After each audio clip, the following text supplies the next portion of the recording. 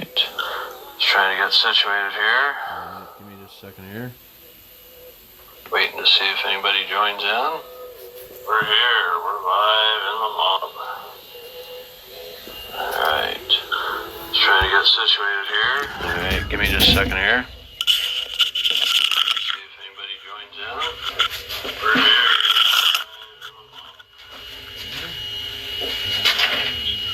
Just trying to get situated here.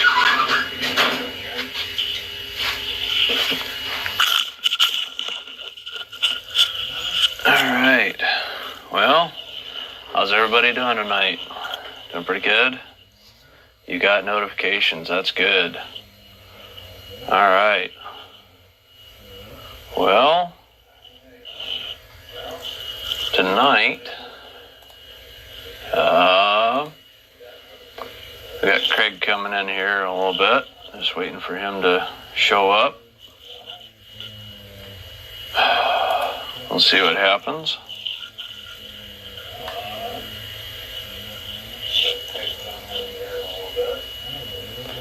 So we had questions as far as like front drives and whatnot. I have a little bit of experience with front drives. Questions about front drives. I have experience with front drives on a 54 Chevy that I had worked on. I know that front drives usually, when they are originally ordered, they usually try and ask you to go through everything you want and tell you what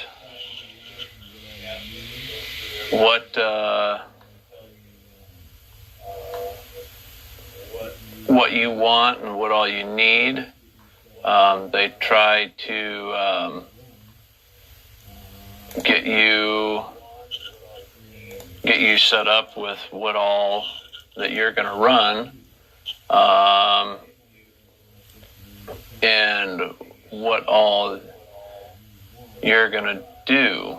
So they're going to try and get you set up with the front drive for what you want.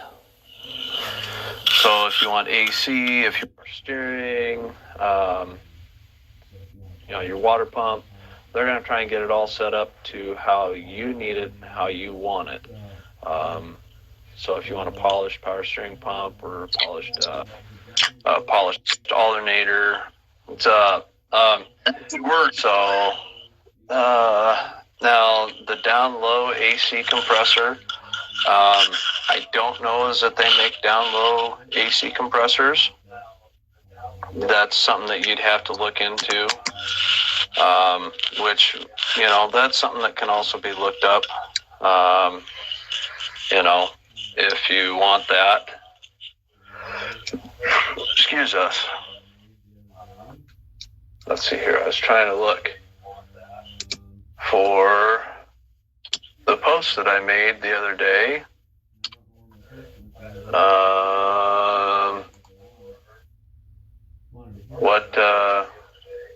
And I don't know where my post went the other day, asking people to leave comments about what they wanted to hear about.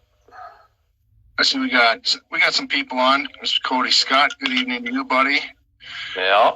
David Bacon back on as always.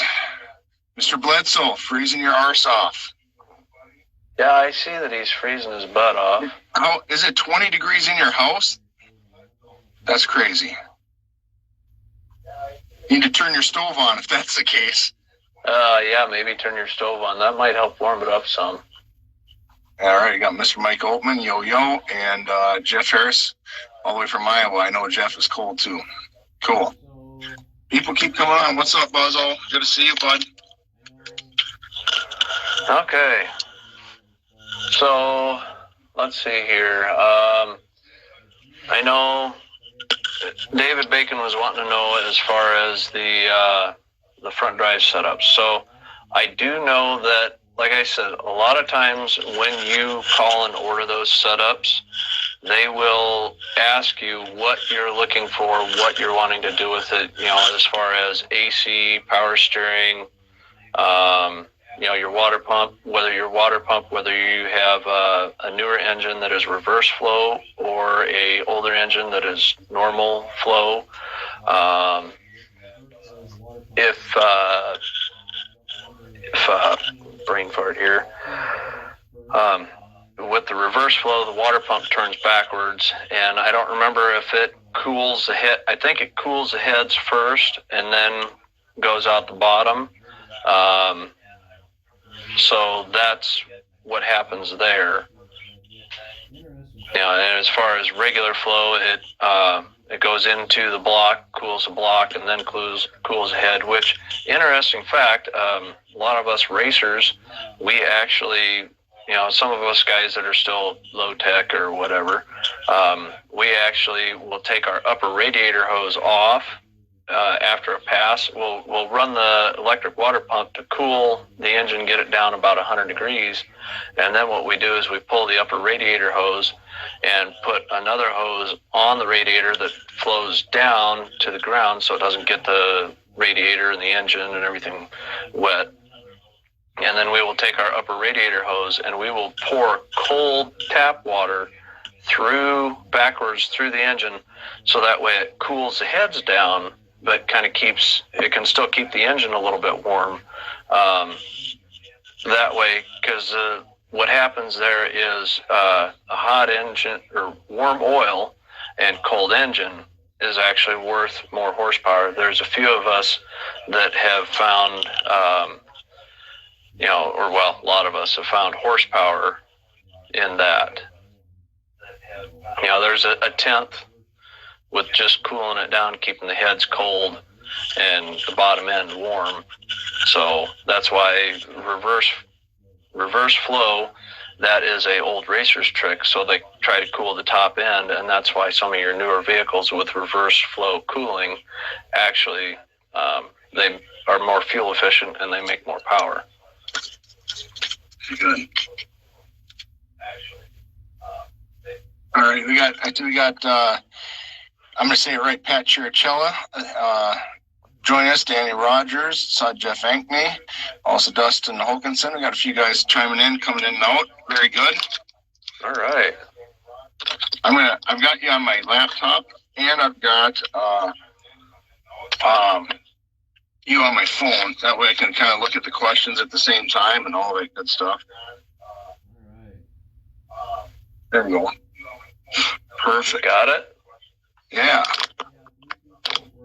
All right. I put it on my Bluetooth, but for whatever reason, when I joined in, Bluetooth won't work on the live. Yeah, Bluetooth won't work, and if you notice, I have a tethered set of headphones here. That's what I'm using, because usually it was kicking me off of Bluetooth when I'd bring you in or bring somebody else in. So I'm doing this so I can keep it here, and I don't have. Gotcha. All right, now you're talking about the front systems for the Serpentine? Mm-hmm. Serpentine drives, yeah. All right.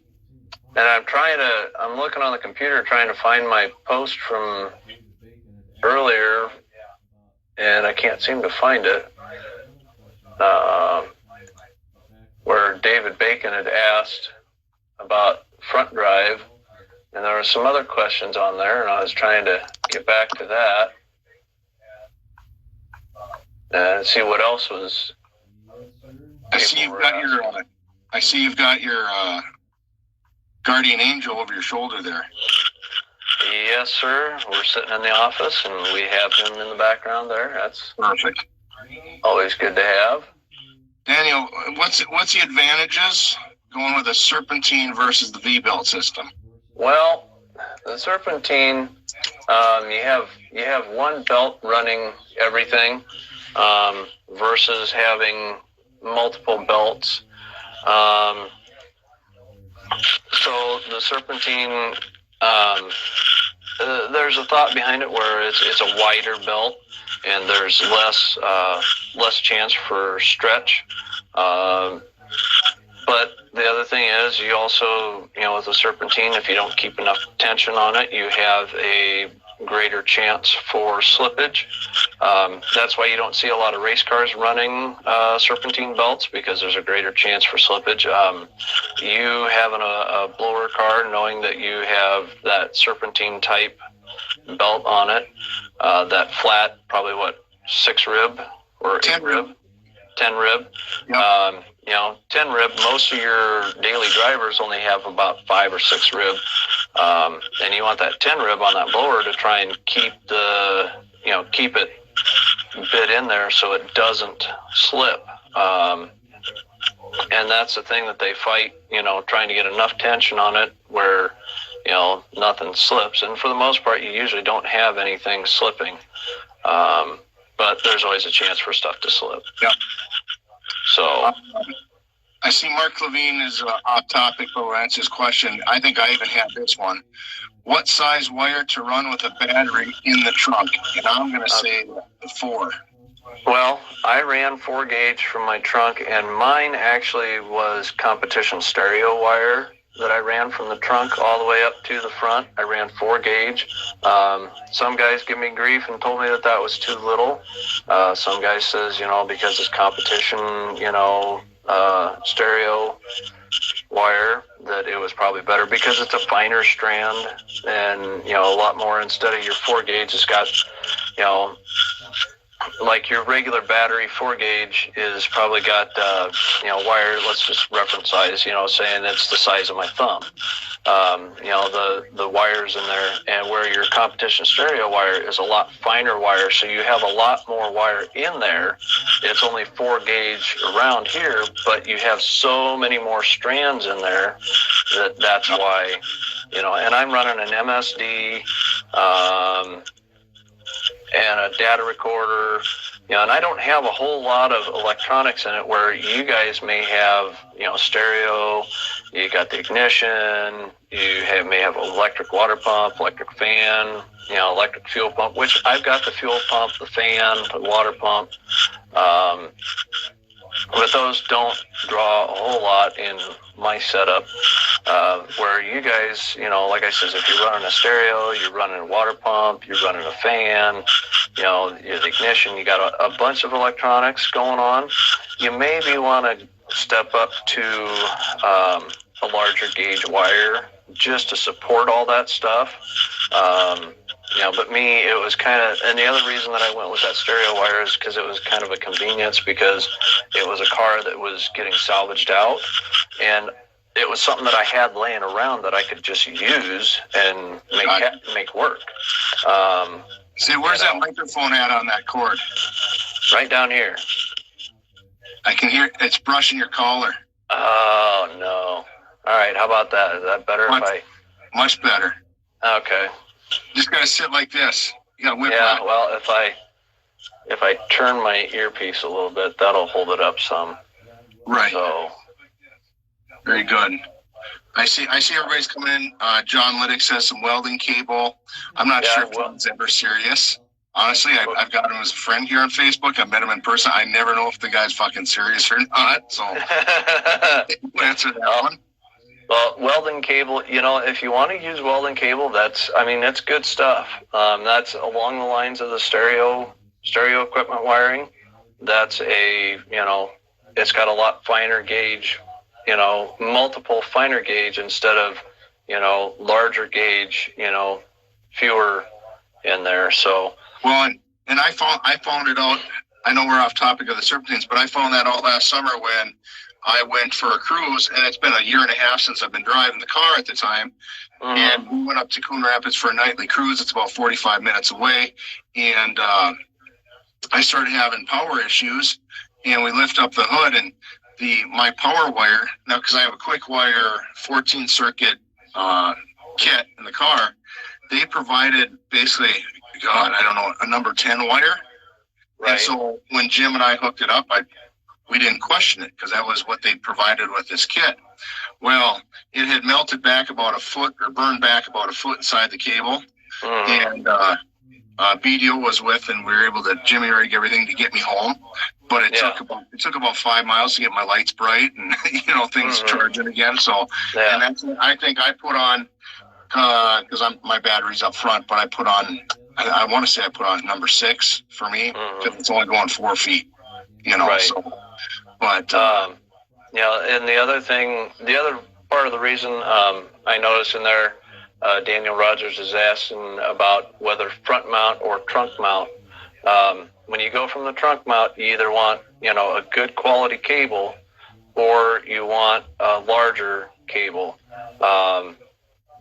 Running from the trunk, you want that better quality cable. And the biggest reason I put my battery in the trunk, and I put it on the right side as far back in the trunk as I can, because I'm a race car guy and I want as much weight behind the rear end and on the right side to get the weight transfer and get traction.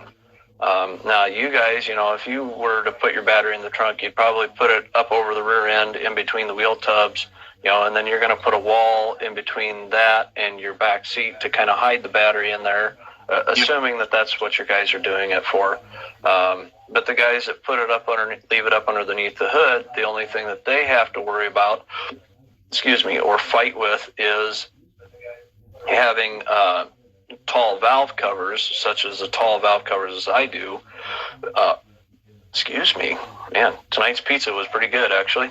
The tall valve covers, you run into clearance issues between the bottom of the battery tray and that tall valve cover, trying to get it up and off, because I have screw-in studs into my head to hold, for the wing nuts that hold the valve cover down. So that was part of the reason why I went with putting the battery in the trunk, to free up that firewall space and make it easier for pulling the valve cover. And plus, like I says, I wanted the weight in the back, as far back as I could on the right side, behind the tire on the right side, so that way I had as much weight back there for weight transfer to get the car to pick up and leave. That makes a lot of sense. I'm going to skip back because I'm doing some research as you're talking. I see Chad Buzzo says he's got a 1 gauge running from his trunk to the starter. That's plenty heavy there. That's plenty heavy. The other thing a lot of people ask, as far as the gauge for the power wire, the one big thing that a lot of us forget is grounding. And with today's ignitions and electronics and everything, grounding is such a big deal. I have, just off of the engine block alone, I have 3 grounds. I have one that there's that factory strap that would run from the engine to the chassis. I still use that. I made a new ground cable, and I think that was a 4 gauge, and that comes off of the front of my engine and down to the chassis. And that bolts into the fuel pump boss bolts, the ones that you would screw in to hold the the pump push rod. Yep. I got bolted there, and then I have another one on the left side of the engine that is there to ground it. And the biggest thing is we chased an ignition problem in Dad's race car for like 6 months to a year, and we even sent the ignition box back to MSD, had them look at it and try and figure out, because it would get into high gear and the thing would just start missing. No explanation as to why it was having the miss, and it never had the miss before. So what we ended up doing is we added another ground to the Dad's race car, which he had 2 at the time. We added another ground, and the issue went away. Sure. Well, it makes sense. And I know that when you're building a regular car, not necessarily a race car, you've got your ground from body to chassis to motor, where the 3 straps. And I know when we put on my fuel injection, because of course it's electronic, that was one of the little errors that would come up, because it gets some filtered reading, wasn't quite right. So I had to run the ground wire. I went right to the battery. With the ground wire off the fuel injection, just because then you bypass any kind of problems like what you're talking. So that's a good point. Very good. I'm gonna we'll go back to, I want to hear more on the serpentine system, because I know that with the blower that I have, or supercharger, whatever you want to call it, going to the serpentine system that I kind of looked at and I wanted with air conditioning and power steering and all that stuff, it was $2,300. Right. And so that's why I have V belts. Yeah. The cost of a serpentine belt system, they look nice, they perform well. There's a lot less chance for a serpentine belt to kick off at higher RPM. That's why a lot of your V belt, as far as the race applications, they have deep groove pulleys. So instead of a pulley that's about that deep, they've got one that's wider and deeper, to help hold that belt in there to keep it down farther. Where a serpentine belt, they really don't make a deep groove, for serpentine setups. Well, and that's one of the issues I had last year with the belt coming off, and it was. I found out it was, obviously some bending and loose bolts and things like that. But when it was coming off, I found that. I think it was in 67 or 69, Chevy came out with a deep groove pulley to put on your alternator because they had all of especially the DZ302 and the Camaro had, because it was higher revving RPMs, it would throw the belt off. So they went with a deep groove. Yep. I was going to buy one, but mine stopped spitting the belt off, so I didn't end up buying that. But I definitely had the other system. And you're not running high RPM all the time. I mean, you're going to stand on it once in a while, and you're going to want to get going quick. But, the thing that you got to, you don't have to necessarily worry about yours jumping off like other people, might. Because, like me, like I said, as a race car guy, you got to worry about them jumping off because you're spinning 6,000, 7,000. I even had the one engine I was turning at 81, 82, crossing the stripe.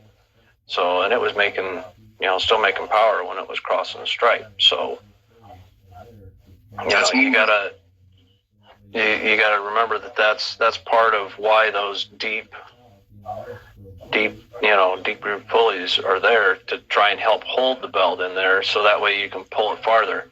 Now John Liddick, he just said cog. Yes, for a blower, you're going to want, when you start getting up in your 671s, even a 471, you want a cog belt, because those cog belts, they have the teeth that bite in. See, I thought John was just fucking with me again, talking about a coffee belt. And I wasn't even going to say anything because I didn't know if that was some lingo. So I was wondering what he was talking about coffee belts for, but then when he popped in there with cog, so. How about horsepower? Is there any horsepower loss or gains going from a V-belt to the serpentine? Well, now that's something that I haven't really looked into and tested. I'm sure there's a hot rod article or whatnot out there that would, show one way or the other. I do know that you're trying to run, we got water pump, we got alternator, we got power steering, we got AC. If you're trying to run 4 things off of one belt, in a way you're going to have less draw, but in a way you still got the same amount of draw.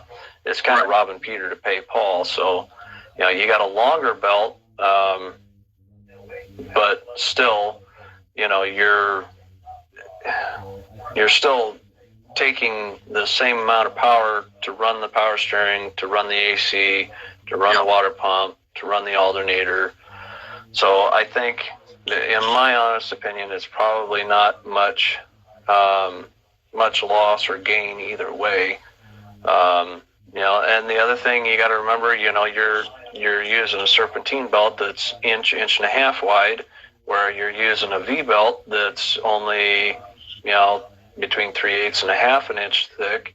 So you look at, friction coefficient between a wider belt versus a narrower belt, and you'll see a lot of race car stuff has a narrow V belt, as narrow as they can get. Yeah. And those are the guys, that are running the narrow belts. They're searching for every last horsepower that they can find. Absolutely. Well, the problem with what I had when I looked at getting a serpentine system, it had the aluminum pulley for the bottom on the crank, but because it was thicker, it bumped out the supercharger. And so I would have had to send the supercharger in or figure out how to move the top pulley out to match it so it was lined up right. And I didn't want to go through that hassle. No, I'm done. That's understandable. Well, just slot the holes on the intake and slide the intake ahead. There you go. That's all I had to do. That's all I had to do. Perfect. So, all right. Jed Gage was wanting to know about E85 versus 93 on the street. Really, on the street, the best thing I can tell you is on the street, E85 is corrosive. E85, like when racers run E85, unless they're racing every weekend, racers will drain their fuel system because E85 is, so corrosive. So they will drain the fuel tank, they will drain the fuel lines, they will pull the carburetor, drain the carburetor. If it's a fuel injection system, they will do what they can to drain out the fuel system. And the thing that you have to understand about E85 is it takes 3 times as much fuel to create the same amount of power as gasoline. So that's why E85 is a third less of the cost, but you also find that you get a third less of the mileage. So I got 4 to 5 miles a gallon less in my truck burning